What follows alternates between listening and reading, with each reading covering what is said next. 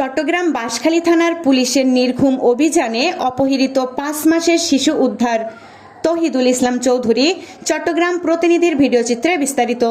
গত 13 অক্টোবর দুপুর আনুমানিক 3টায় চট্টগ্রাম বাঁশখালী সোনোয়া ইউনিয়ন 7 নং ওয়ার্ডের আলতজানিবর বাড়িতে মোহাম্মদ মঞ্জুর আলম পিতা আলী আকবরের একমাত্র পুত্র সন্তান শিশু আদিলকে নিয়ে তাহার ঘরের আঙিনায় বসেছিল।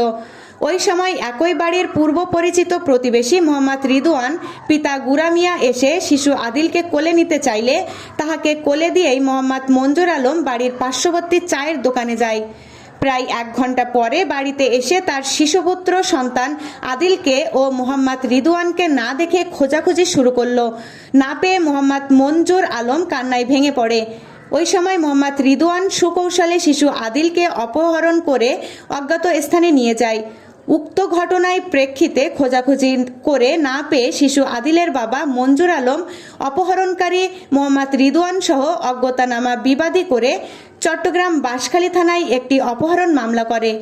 মামলাটি রুজু হওয়ার সাথে সাথে চট্টগ্রাম জেলার সম্মানিত পুলিশ সুপার জনাব মোহাম্মদ সাইফুল ইসলাম শান্তু বিপিএম মহোদয়ের নির্দেশনায় আনোয়ারা সার্কেল সহকারী পুলিশ সুপার সোহানুর রহমান সোহাগের তত্ত্বাবধানে বাঁশখালী থানার অফিসার ইনচার্জ জনাব সাইফুল ইসলামের নেতৃত্বে চট্টগ্রাম বাঁশখালী থানার পুলিশের একটি চৌকস টিম অপহৃত শিশু মোহাম্মদ আদিলকে উদ্ধারের নির্ঘুম ও নিরলসভাবে অভিযান আরম্ভ করে।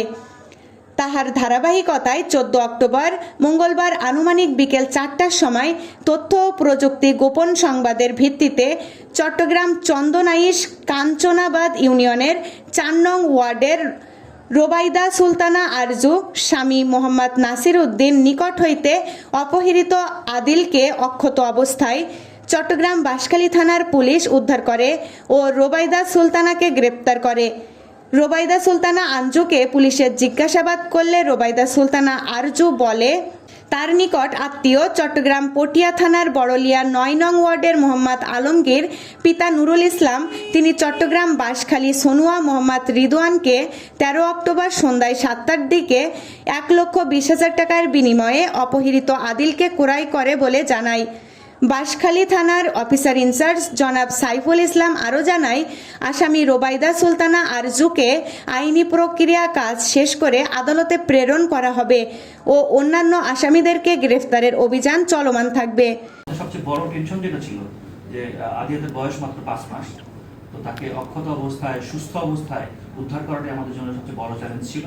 এই চ্যালেঞ্জটাকে আমরা উত্তরণের জন্য যত দ্রুত সম্ভব তাকে উদ্ধারের চেষ্টা আমরা অব্যাহত রেখেছিলাম।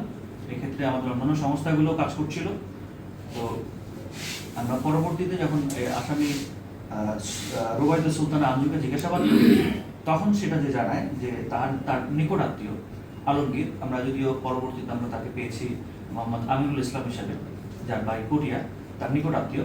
তো তার মাধ্যমে এই বাচ্চার খোঁজখবর সে পায় এবং এই মোহাম্মদ আমিনুল এবং রিদওয়ান তার কাছ থেকেই গতকাল অর্থাৎ 13 অক্টোবর সন্ধ্যা 7:30টার দিকে সে 1,20,000 টাকার বিনিময়ে এই বাচ্চাটিকে ক্রয় করে। এরপর এই উক্ত ঘটনায় আমরা এই রোবাইদা সুলতানা আঞ্জুকে গ্রেপ্তার করা হয় এবং অন্যান্য যে আসামিগুলো আছে এর সাথে জড়িত যারা আছে তাদেরকে আমরা গ্রেপ্তারের চেষ্টা অব্যাহত রেখেছি।